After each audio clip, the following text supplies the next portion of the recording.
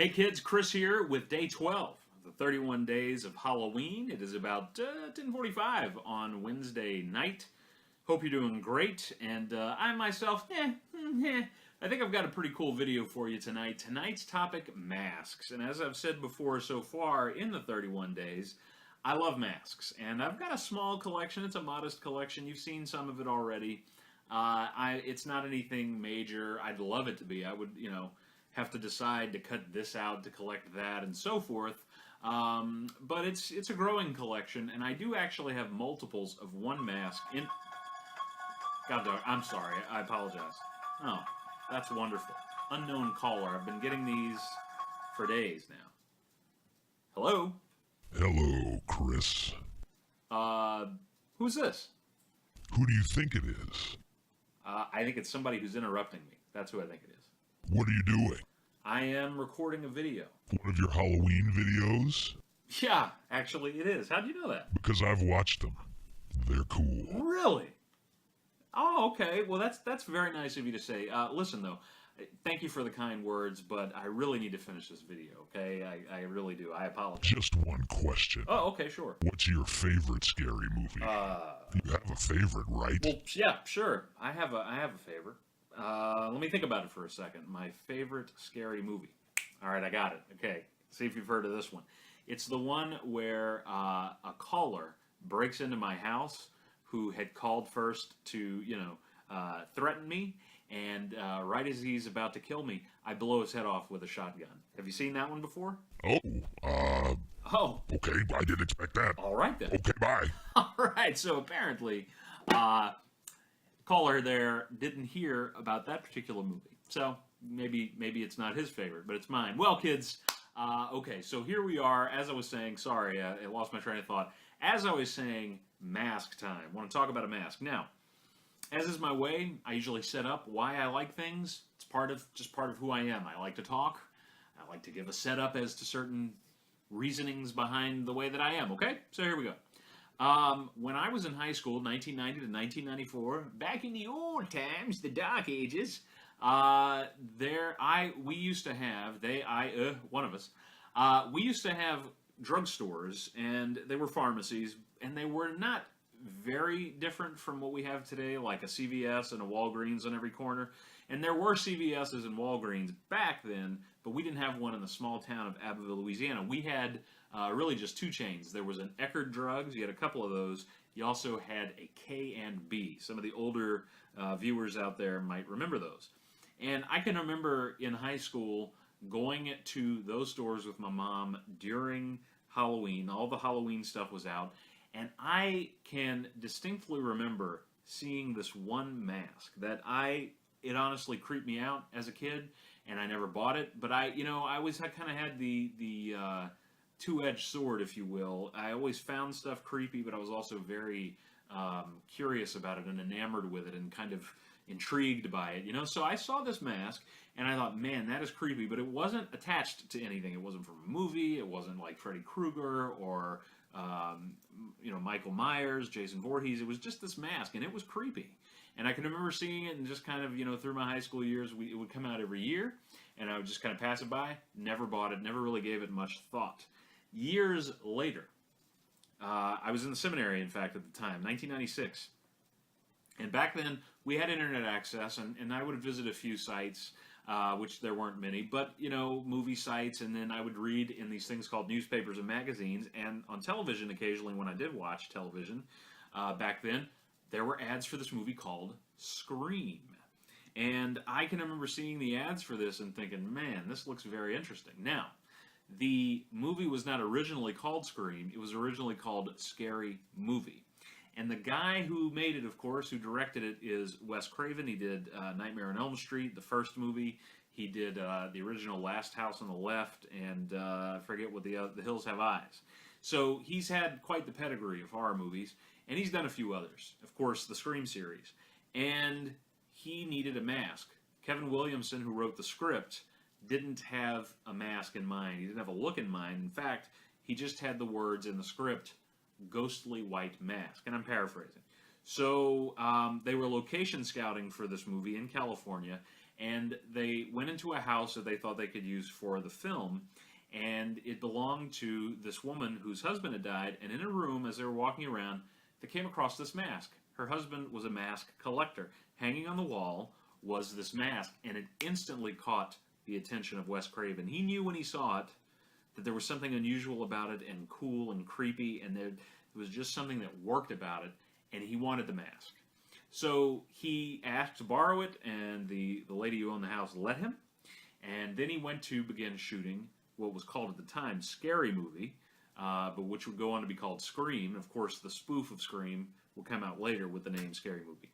And Wes Craven decided, you know what, I don't know who this mask belongs to. They looked up who owned it and made it. It was a small operation called Fun World, at the time a small operation, and they weren't really sure if they wanted to get involved with rights, because then you've got to pay royalties and they, budgets and all this kind of stuff. A filmmaker sadly has to worry about those things in addition to the craft. So he goes to K&B Effects, who's done many, many effects for many movies that you probably don't realize they've done, unless you are a nerd like me. They do the Walking Dead effects, which are amazing. They've done other stuff, Chronicles of Narnia. They've had their hands in a lot of wonderful projects through the years. And they ask K&B, can you make a copy of this mask that isn't the exact same mask, because we don't want to pay for the rights, but it's close enough. They begin shooting early scenes in the movie with that mask, and it's not clicking. And Wes Craven says, okay, stop.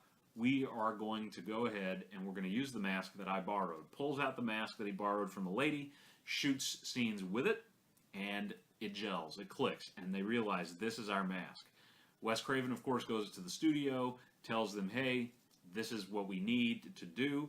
And they approach Fun World, and they purchase the mask, and of course the mask that I'm talking about, and you've already seen it before, but it is Ghostface, right? At the time, of course, from 1991 until about 1996, this was not known as Ghostface. This was a mask you could find. I saw it, maybe you saw it, in various drugstores and other places that sold costumes and masks. It was called by people that worked at Fun World the Peanut-Eyed Ghost, or the Weeping or Melting Ghost, right? And it was part of a line called Fantastic Faces. So there wasn't just this design, there were a few others. Once it was used for Scream, it became branded as Ghostface. And once that happened, of course, and they paid to use the mask, Fun World became a much larger operation, had a lot more money, but Ghostface was their bread and butter, and they began doing, tie-in products, whether it was decorations or other items. There were lots of cool little items over the years, little melting candles that when it melted down, Ghostface, was inside of it. And so Ghostface became this very popular brand, named by someone in, I think, the Halloween market, which, as I've talked about before, multi-billion-dollar market, right? Named this the icon of Halloween, because the massive success of Scream continued on into Scream 2 and Scream 3. People wanted this mask. It was everywhere. Of course, it even went on to become infamous. There were some killings involved, people who put on the mask and did some real-world murders, unfortunately. So the mask went on to become the icon of Halloween. #1 biggest-selling Halloween mask.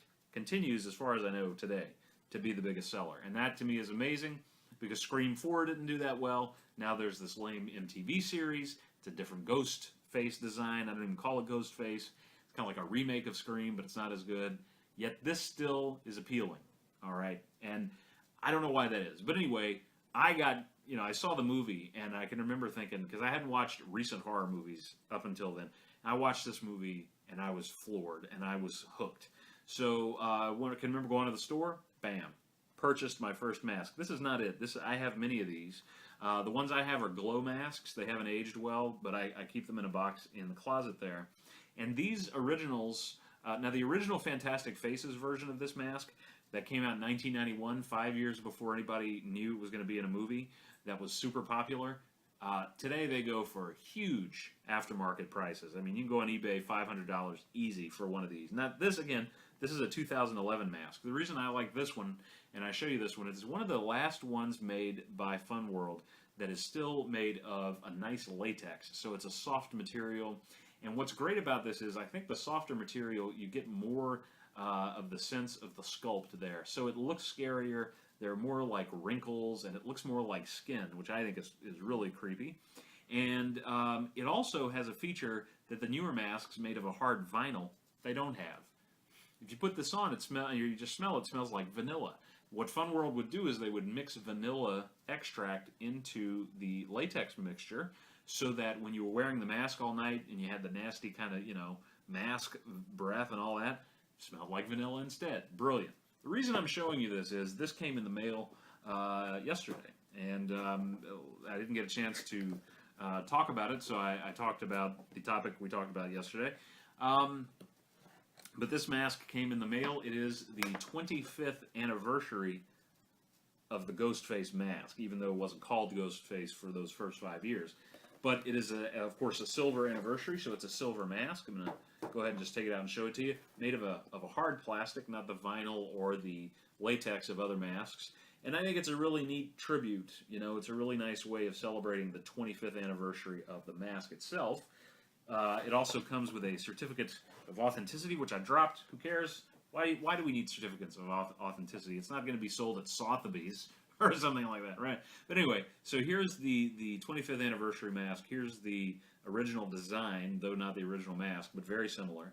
And there they are. So I wanted to show that off. Really cool. I'm not going to wear this mask because I just don't think it's something you wear. I'm going to display it in some way as a collector.